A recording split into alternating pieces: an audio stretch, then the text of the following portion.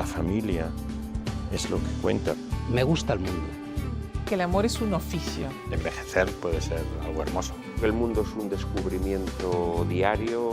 La voluntad en varias direcciones. Que cada pareja es un mundo. No se dan cuenta lo que hay que trabajar. Te ayuda a hacer que sientas.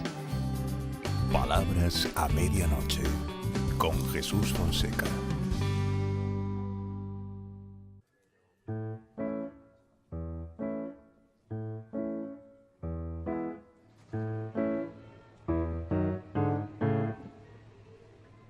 Tómate esta botella conmigo. En el último trago nos vamos. Quiero ver a qué sabe tu olvido, sin poner en mis ojos tus manos. Esta noche no voy a rogarte. Esta noche te vas de veras. Qué difícil tratar de olvidarte sin sentir que tú ya no me quieras. Nada me han enseñado los años. Siempre caigo en los mismos errores. Otra vez a brindar con extraños y a llorar por los mismos dolores. Yo creo que el cielo y el infierno lo podemos conocer aquí, en nuestra vida. No hace falta morirse y llegar a esos territorios vedados para nuestros cuerpos, sino que el infierno y el paraíso lo podemos encontrar en nuestra vida cotidiana a lo largo de nuestra existencia. Yo creo que todos hemos tenido en algún momento la sensación de angustia y de opresión de estar en el infierno, y también la sensación de plenitud de estar en el paraíso. Buenas noches. Burgos ha sido la ciudad, el escenario de la vida de Óscar Esquivias. Un escritor consagrado, autor de novela, de cuentos, ensayista, poeta un poco secreto, eso de la poesía lo lleva medio en secreto, pero poeta también. Burgos es todo para Óscar Esquivias, como para Fernando Pessoa, Lisboa lo era todo. Y dice Óscar Esquivias que Burgos es una ciudad que tiene una piel muy especial, una piel herida, cubierta de desgarros. Pero si recorres Burgos con cuidado, lentamente, descubres que no hay un lugar más maravilloso en el mundo. ¿Qué cosas dices, Óscar? Bueno, así es. Buenas noches, Jesús, y muchísimas gracias por invitarme a estar contigo. Burgos es una ciudad maravillosa. Yo, más que de Burgos, soy de Gamonal, o sea, del arrabal, del suburbio, de la ciudad industrial, del sitio donde están las fábricas y los obreros. Y Burgos era como una ciudad de cuento. Yendo desde Gamonal, uno se encontraba con esas maravillosas torres góticas. Es una ciudad con una piel vegetal, llena de vegetación, llena de parques, de paseos maravillosos. Y si uno sabe caminarla, se encuentra con un lugar absolutamente maravilloso. Si uno sabe tocarla, es como a veces, si uno sabe acariciar, el cuerpo se eriza. Pues algo así pasa con las ciudades y algo así pasa con Burgos. Si uno sabe acariciar, qué importante es saber acariciar, ¿verdad? Bueno, claro, los sentidos, o de los sentidos que tenemos, el del tacto es uno de los más elocuentes y de los más poderosos. A veces con un simple roce no hace falta decir una sola palabra y ahí brota el amor, o todo lo contrario, hay presencias que nos desagradan y que esa cercanía física nos supone un rechazo inmediato y totalmente elocuente. No hacen falta razones, como he dicho antes, no hacen falta palabras, con el tacto ya ahí surge algo maravilloso o todo lo contrario. Óscar, yo he dicho antes que tú eras novelista, cuentista, ensayista, pero no he dicho una cosa, no les he contado una cosa. Autor teatral. A los 10 años escribía ya obras de teatro en los que la Virgen María acababa a mamporrazos con Herodes. A ver, ¿cómo era eso? Bueno, tan eso irreverente. No era con una voluntad irreverente, todo lo contrario, porque estas obritas las hacía para la típica función escolar de Navidades y mis profesores me alentaban siempre mucho el que yo escribiera estos autos de Navidad. Claro, yo con esa edad mi formación literaria se la debía fundamentalmente a la editorial Bruguera y a Francisco Ibáñez, el dibujante de Mortadelo y Filemón, a los que adoraba, que leía desternillándome porque yo era un gran lector de tebeos. Las historias de Mortadelo y Filemón, como las de muchos tebeos, con mucha facilidad todo acababa a mamporrazos entre los dos personajes, o uno persiguiéndole al otro con un gran martillo, con unas tijeras o con... Entonces, en mi auto de Navidad, con esos referentes literarios que yo tenía, pues el conflicto entre Herodes y la Virgen María se resolvía a golpes. Pero bueno, todo era pura ingenuidad y desde luego no irreverencia o voluntad de ello. Óscar, la biblioteca municipal de la barriada de la Inmaculada y aquel café, el Castellano, donde tú hacías tus primeras tertulias, y esa biblioteca de donde te llevabas los primeros libros. Y ya no existe ni la una ni el otro. Todo es llegar y partir, que dice Borges, ¿verdad? Qué efímero es todo. Claro, así es la vida, es inevitable. Yo nací en una casa donde no había libros. Mis padres eran trabajadores que habían venido del campo. Mi padre a pintar no frescos como Miguel Ángel, sino a pintar en las obras, a pintar con brocha gorda, como dice él. Y mi madre primero había estado sirviendo en alguna casa y luego había entrado en la fábrica Flex de colchones a coser. Y bueno, era gente joven, sin grandes estudios, solo los básicos. Y en mi casa no había libros. Y aquella pequeña biblioteca sí, pública, pues para mí fue un tesoro. Allí leía primero también tebeos, Asterix, Tintín, a los que adoraba, y luego los primeros libros que iba cogiendo, pues a ciegas, sin saber quiénes eran esos autores. Y luego ya más adelante ese café El Castellano en el centro de Burgos para mí fue importantísimo, porque siendo joven a veces es muy fácil encontrar con quién jugar al fútbol o con quién salir por la noche, pero no es tan fácil encontrar a alguien a quien leer un poema, alguien que comparta tu interés por la escritura, y esa tertulia de poetas, de escritores, de jóvenes, de lectores al final, en los que discutíamos sobre libros, en los que leíamos nuestros textos, pues bueno, fue para mí muy importante. En tus obras, en tus novelas, pues Viene la noche, Inquietud en el paraíso, en todas. A mí me parece, Óscar, que hay como un deseo, una voluntad muy deliberada y muy insistente de no adoctrinar. No sé, te pregunto. Sí, yo me siento de la escuela cervantina, espero que no suene petulante, pero esa actitud que tiene Cervantes tan humana, tan compasiva con todos sus personajes, con todos a los que nos los muestra y los deja hablar y no los juzga, pues yo me siento heredero de esa forma de plasmar en las novelas la realidad, que no solo lo hace Cervantes, sino también toda esa línea que es muy castellana, muy española de narrar, que uno encuentra también en las novelas de Galdós, por ejemplo, que uno ve que hierven de personajes y que el autor nos los muestra con la mayor objetividad, con la mayor simpatía, con la mayor humanidad. Pero tú llegas a huir hasta de la moraleja, ¿no te gusta? Sí, no me gusta, eso es cierto.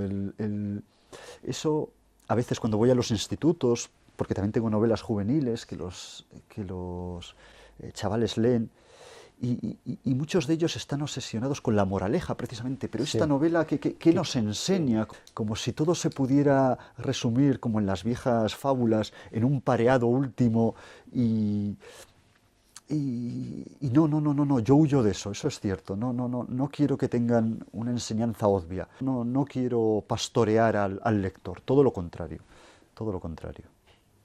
Pastorear al lector, está muy bien eso. Sí, porque hay veces que uno nota que el autor te va dando con una cachavita, como diciendo, ven por aquí, o se nota dónde te quiere llevar. Pero sin embargo, Óscar, lo que más te interesa es el conflicto, el pulso de la vida, es lo que más palpita, salta a borbotones el conflicto en tu obra. Bueno, es natural, porque la literatura se nutre de los conflictos. En una situación de plenitud, de felicidad absoluta... De felicidad absoluta, perdona que te interrumpa, que no lo suelo hacer, pero es que esto de la felicidad absoluta, no cuestionarás la felicidad absoluta. No, es la aspiración que todos tenemos, pero es tan difícil vivir en esa sensación... Es que ahora van a crear un ministerio de la felicidad, Óscar. Bueno, eso ya tiene precedentes, sí. Pero el conflicto es lo que nos hace movernos, actuar, salir de casa, buscar aquello que nos falta o que sentimos que nos falta, y no ya mi obra, sino toda la historia de la literatura se funda sobre esos conflictos, sobre esos afanes que diría Luis Landero. La palabra el afán es lo que mueve a todos sus personajes, eso que buscamos y que nunca llegamos a alcanzar, que a veces parece que está al alcance de nuestra mano, pero se nos escapa. Rozar la dicha, rozar la felicidad, eso decía Borges alguna vez, que me conformo con rozarla, decía. Claro, sí, acariciarla, como las ciudades, ¿no? Sí, cuando se juntan dos pieles, como en la creación de Miguel Ángel, surge todo un mundo. A eso es a lo que buscamos, siempre vamos intentando alcanzar ese tacto divino. Óscar, Tolstoy, Dostoyevsky, la literatura rusa, que yo creo que a ti te influye mucho. A ti todos esos autores, el propio Chejov. Bueno, tú tienes una cosa de Chejov, tienes una cosa dedicada a él, precisamente. Sí, yo me siento muy afín a la literatura rusa. En el caso concreto, además de Dostoyevsky, para mí, cuando cayó en mis manos, siendo muy jovencito, Crimen y Castigo, cuando decía que yo leía de forma absolutamente ingenua, pues uno de los libros que llegó a mis manos antes de que yo pudiera entender todo lo que cuenta ahí Dostoyevsky fue Crimen y Castigo.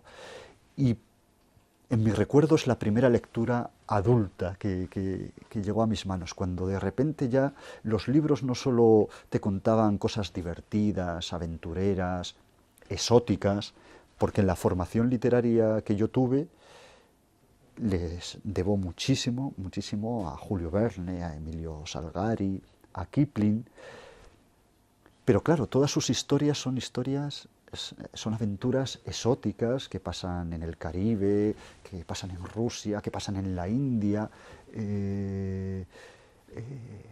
Sin embargo, el Crimen y Castigo, pasando en San Petersburgo, era una ciudad que a mí me recordaba mucho a Burgos. Esos grandes paseos, yo que vivía en Gamonal, siempre que íbamos al centro de Burgos, íbamos por la calle Vitoria y eran 3 kilómetros caminando. El clima de la ciudad, San Petersburgo seguramente no, seguro, mucho más hostil y más fría que Burgos, pero ese ambiente a mí me resultaba muy, muy cercano. Y luego los conflictos que allí se desarrollaban, claro, ya no tenían que ver con las aventuras simpáticas, amenas de esos otros libros, sino que eran cuestiones que tenían que ver más con el alma de los personajes, con sus escrúpulos, con sus pensamientos, con sus contradicciones. De repente todo pasaba más dentro que fuera. Y a mí eso me impactó mucho. Crimen y Castigo fue un libro capital, como lo fue también descubrir quizá a Delibes. Delibes de repente hacía literatura con lo que yo tenía cerca. Los personajes hablaban como hablaban mis abuelos. Ya no hacía falta pensar en escenarios exóticos, lejanos, sino que la literatura era algo que estaba de nuevo al alcance de la mano, que se podía tocar. Yo podía hacer literatura como Delibes, con mis abuelos, con mis padres, con mis tías, con sus palabras, con sus vidas, con la mía. Y eso, rememorando, porque claro, uno a veces no es consciente de la importancia de las cosas que sientes o que estás viviendo, pero estos autores, Dostoyevski y Delibes, yo creo que fueron los que me empujaron a escribir. Tú también puedes hacerlo. El lenguaje de los libros, lo que sucede en ellos, no es algo que... no tiene por qué ser algo lejano o extraño. No, no, no. Lo que a ti te pasa, lo que tú sientes, lo que siente la gente que tiene más cerca, también puede acabar en las páginas de un libro. ¿Cómo se hace para que la literatura, la narración, la poesía, recojan esto precisamente, recojan lo perturbador? ¿Cómo se hace para llevar toda esa perturbación a los libros? ¿Cómo se hace? Perturbar es una buena palabra, porque aquello que nos perturba es porque nos importa, porque nos inquieta.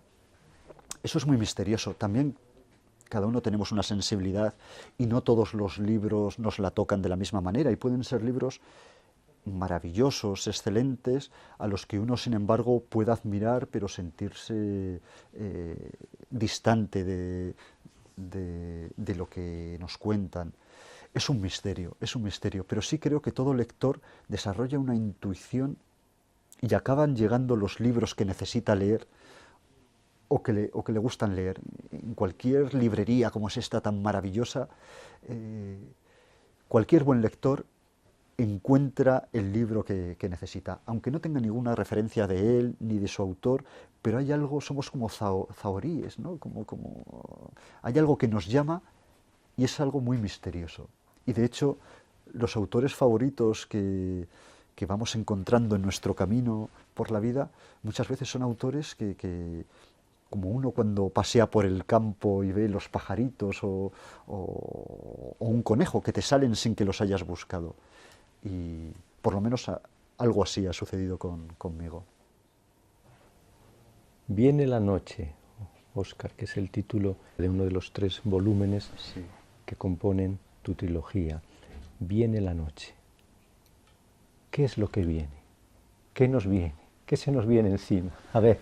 Bueno, ese título, esa trilogía se basa de alguna manera en la Divina Comedia de Dante. Dante comenzó en el infierno su viaje por el más allá y llegó hasta el cielo, donde se reunió como todos sabemos, con Beatriz, su amada. Yo quise hacer el camino inverso. Empezar por un paraíso con serpiente, como son todos los paraísos. Si vamos a cualquier retablo de nuestras iglesias o cualquier museo, vemos como todas las representaciones del paraíso que nos presentan ese jardín hermosísimo, maravilloso, esa situación de plenitud de la que hablábamos antes, aparente. Sin embargo, en cualquier tabla, en cualquier relieve, vemos también el conflicto, vemos esa serpiente que nos indica que el paraíso es efímero. Yo empecé por ese paraíso efímero, ese paraíso con serpiente, seguí en el purgatorio con la ciudad del Gran Rey, y finalmente viene la noche, se llegó al infierno. Dante puso a las puertas del infierno esa famosa frase de abandonad toda esperanza, vosotros que entráis, lasciate ogni speranza voi che entrate, y nos dio la definición de lo que es el infierno, el sitio donde perdemos la esperanza.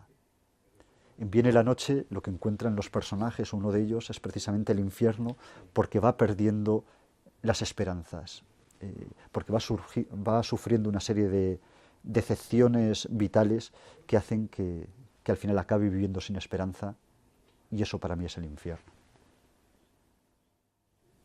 Pero lo mejor es el limbo. ¿Por qué no hablaste del limbo? El limbo, que es un lugar donde ni se siente ni padece, Óscar. Fíjate, claro, qué maravilla. Ahí hay poca literatura. No se siente, no se padece, ¿qué haces? Allí no hay desgarro, allí no hay pulso, conflicto, ahí no hay conflicto, no hay nada perturbador. Hombre, el limbo es muy literario también, porque ya solo existe en el campo de la imaginación. Sí, Creo que sí, la propia no sé si fue Benedicto XVI o Juan Pablo II, que dijo que no. Que dijo que no existía el limbo. Que no nos preocupáramos, que no íbamos a ir a ese lugar donde ni se siente ni padece. Donde ni se siente ni padece. Decías ahora, Óscar, que el paraíso es efímero, que todo es que todo es fugaz, que es efímero. Y me acordaba yo de una milonga borgiana que no sé si conoces, que dice: todo es llegar y partir, miren ese Peñaloza y cómo vino a morir. Es verdad, qué rápido es todo, ¿verdad? Bueno, no hay que angustiarse, también por eso es maravilloso. Yo soy una persona vitalista y optimista y no querría dar una impresión de que me regodeo en el sufrimiento, sino todo lo contrario. Es un gran gozador ahí donde lo ven, bueno. Disfrutón. Modestamente. No, todo lo contrario. Pero sí es cierto que bueno, sabemos que todas las vidas, y Manrique lo dijo maravillosamente, acaban en la muerte. Pero ya no es así. El verso aquel de nuestras vidas son los ríos que van a dar a la mar, que es el morir, lo ha corregido a Ganzo y ahora es nuestras vidas son los ríos que van a dar al amor. Ah, qué bonito, qué bonito, qué bonito. Me encanta, me encanta. Bueno, van a dar al amor, pero acaban desembocando, como todo, en la muerte. ¿Qué es lo que hace apasionante la vida? Porque, bueno, pues mientras estamos aquí, somos afortunados de estar juntos, de compartir lecturas, un café, de enamorarnos. La vida tiene cosas tristes también, pero bueno, yo creo que todos somos felices por haber nacido y por poder tener una vida y poder amar. La vida, hay un refrán por ahí de estos que tienen los labriegos de Castilla. A mí me encanta el refranero porque hay tanta sabiduría, hay tanta sabiduría ahí. Dice que la vida, aunque sea triste, es lo único que existe. Claro, y bueno, es una gran verdad. Sí, es una gran verdad. Pero sí, el vivir el eterno presente y el vivirlo con entusiasmo y con gozo, eso, como tú decías antes, es ya un anticipo, es nuestra ración de paraíso aquí en la tierra. Claro, sí, yo en eso soy epicúreo. Disfrutar modestamente de todo lo que, sin crearse unas expectativas atolondradas, me parece muy, muy sabio. No hemos hablado de cuentos, tú que eres un cuentista. Soy un cuentista, sí. Sí, yo adoro los cuentos. Cuéntanos un cuento. Pues soy mal narrador de cuentos, porque yo soy perezoso. Y soy un pequeño gozador, como tú dices, entonces lo que me gustaría es no someterme a la esclavitud del novelista que todos los días tiene que trabajar, casi como si fuera un obrero en la fábrica y de estar ahí con las máquinas, con el ordenador. Y a mí me gustaría contar sin más y tener ese don de embelesar al oyente y de hacerlo también como los narradores orales. Pero no tengo ese don. Entonces mi forma de contar cuentos es escribiéndolos. Y ahí Chekhov, lo has comentado antes, pues es uno de mis maestros. Chekhov comentado era lo que escribiste tú, ¿verdad? Sí, Chekhov comentado fue una antología de cuentos de Chekhov que unos autores españoles glosábamos, lo cual no deja de ser un atrevimiento que el poner cualquier cosa después de un cuento de Chekhov. Y fue un libro muy bonito. Porque, claro, no deja de ser una declaración de amor, estamos hablando mucho de amor, pero... Es que nuestras vidas son los ríos que van a dar al amor. Al amor, sí. A mí me pareció muy conmovedor el que en España un grupo de escritores, cuando Sergi Belver, que fue el coordinador del libro, el editor, entonces lo propuso, pensé, qué bonito, que Chekhov, un autor aparentemente tan lejano, tenga este pequeño homenaje donde todos los escritores vamos como llevándole flores detrás de cada uno de sus cuentos, igual que uno visita pues la tumba de alguien a quien quieres mucho. Vamos a ir terminando, pero fíjate que hay un título de un libro tuyo, Inquietud en el paraíso, que a mí me lleva a preguntarte, a plantearte esto. Nosotros hasta hace poco como que vivíamos en el paraíso, ¿no? Y nos ha entrado una gran inquietud ahora. Bueno, ¿Cómo ves tú las cosas? ¿Cómo ves tú la vida cotidiana? ¿Cómo ves tú la sociedad? ¿Cómo ves tú lo que nos está pasando? Este mundo que parece que se acaba, otro que va a surgir y no sabemos muy bien hacia dónde va. Porque una cosa sí creo yo que está clara, que las cosas eran de una forma y van a ser de otra. Bueno, yo estoy esperanzado. Creo que la crisis también nos ha hecho recapacitar sobre los males, los abusos, lo que antes era cotidiano, ese despilfarro, esa ostentación, y yo creo que nos está haciendo reaccionar. Yo creo que vamos a salir mejorados como sociedad de esta crisis. En el ciudadano medio creo que se está empezando a exigir a los demás una mayor ética, una mayor moralidad, pero también nos lo estamos empezando a exigir a cada uno de nosotros. Creo que esta crisis está siendo una oportunidad para hacer un examen de conciencia y que vamos a salir mejorados de ella. Como un volcán se va a romper esta corteza y vamos a salir renovados y mejores. Como un volcán, dice Óscar Esquivias, que se va a romper esta corteza. Volcán, un etna hecho, quisiera arrancar del pecho pedazos del corazón, que diría Calderón. Como un volcán. Muy bien, Óscar, pues nos vamos a ir. Tus libros, esos libros de Óscar Esquivias, se editan fundamentalmente en una editorial que se llama Ediciones del Viento. Ediciones del Viento, que se llama Ediciones del Viento. Y hay un poeta, que es el poeta del viento, también del éxodo y el llanto, que murió en el exilio, que a nosotros aquí en Palabras a Medianoche nos encanta, que es León Felipe, ¿sabes? El poeta del viento. Y yo quiero que hoy nos vayamos con León Felipe. ¿Qué te parece? Me parece estupendo. Aunque es tan apasionado que yo no sé si para estos señores que se irán ahora a dormir no van a llegar sobreexcitados a la cama. Bueno, sí, es verdad, es muy apasionado y sobre todo muy vehemente. Pero, sin embargo, a mí me parece uno de los grandes poetas. Sí. Y también poco reconocido, quizás. Yo creo que los escritores no podemos aspirar al reconocimiento que ahora tienen las gentes famosas, que lo suelen ser por motivos disparatados. Y está muy bien que dejemos la fama para otros y que no es lo que debemos buscar, sino que tengamos ese secreto, estemos en esa pequeña sombra, pero bien acompañados. Pero bien acompañados. Pues bien acompañados hemos estado hoy con Óscar Esquivias. ¿A que sí? Y bien acompañados nos vamos a marchar ahora con León Felipe. Muchísimas gracias, Jesús. Óscar, gracias, muchas gracias por estar con nosotros. A ti. Hasta pronto y que sigas regalándonos inquietudes en el paraíso o en donde sea. Muchísimas gracias, Jesús. Hasta pronto. Que tengan una feliz semana. Buenas noches. Como tú, así es mi vida, piedra. Como tú, piedra pequeña. Como tú, piedra ligera. Como tú, canto que ruedas por las calzadas y por las veredas. Como tú, guijarro humilde de las carreteras. Como tú que en días de tormenta te hundes en el cieno de la tierra y luego centelleas bajo los cascos y bajo las ruedas.